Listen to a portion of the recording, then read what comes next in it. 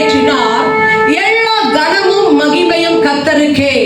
அப்படியே ஒரு வணக்கத்தை கொடுப்போம். ஹalleluya. All the prophetic word for the year 2024 has been fulfilled. All glory to the Almighty God. Hallelujah. 2025 ஆண்டுக்குள்ளே பிரவேசித்து தேவன் மகிமையோடு அபிஷேகத்தோடு வந்து நம்ம நிக்கிறோம். With the anointing and the blessing of the Almighty God, we have entered the year 2025. அதிக உபவாச ஜெபத்தோடு இந்த 2025 ஆண்டுக்கு கர்த்தரிடத்துல காத்திருந்த போது கர்த்தர் கொடுத்த தீர்க்கதரிசன வார்த்தைகளை இயேசு நேசிக்கிற திருச்சபை கவனிப்பதாக. With much fasting and prayers, these are the prophetic word God has given for the year 2025. The theme for the 2025, Amos 5 and 4, seek the Lord, then you shall live. 2025 ஆண்டுக்கு கர்த்தர் இயேசு நேசிக்கிறார் ஊழியங்களுக்கு கொடுத்ததான கருப்பொருளானது ஆமோஸ் 5ஆம் அதிகாரம் 4வது வசனம். கர்த்தர் இஸ்ரவேல் வம்சத்தாருக்கு சொல்லியது என்ன என்றால், என்னை தேடுங்கள், அப்பொழுது பிழைப்பீர்கள். ஆமென்.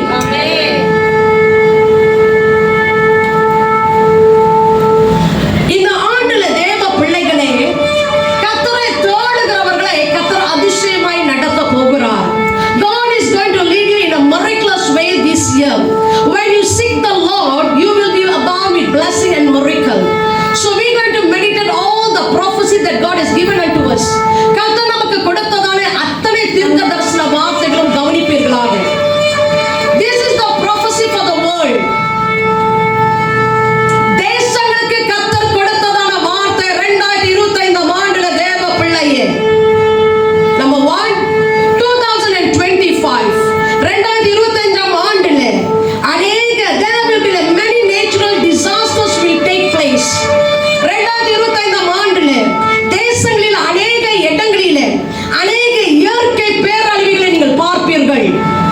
Number 2, in 2025 there will be many deaths occur in many parts of the countries. Many nations will see it. 2025 ஆண்டுல அநேக மரணங்கள் நேரிடுகிறது. அநேக தேசங்களிலே இது சம்பவிக்கிறதை நீங்கள் பார்ப்பீர்கள்.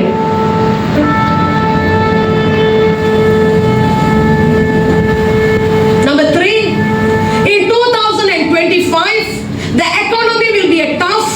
The mighty will find themselves humbled. The common folk will face other roads. 2025 ஆண்டுல பொருளாதாரம் கடுமையா இருக்கும். பலவான்கள் தாழ்த்தப்படுவார்கள். சமானியர்கள் போராடி கடமைகளை எதிர்நோக்குவார்கள். 2025 2025 ஆண்டுல there will be new laws will be introduced. 2025 ஆண்டுல புதிய சட்டங்கள் பல தேசங்களிலே அறிமுகப்படுத்துகிறதை நீங்கள் பார்ப்பீர்கள். 5, 2025 2025 ஆண்டுல பாவம் அதிக பெருக்கம் அடைகிறதும் நீங்கள் பார்ப்பீர்கள். 2025 the nature of the sin and the lust and the wicked will arise in outnumber. 2025 ஆண்டுல பாவம் அதிகமாய் பெருகிறதையும் அதே நேரத்தில் சத்தியம் தீவிரமாய் அநேக தேசங்களில் பிரசங்கிக்கப்படும். 2025 you can see the boldness in the gospel will be preached put to the many parts of the countries.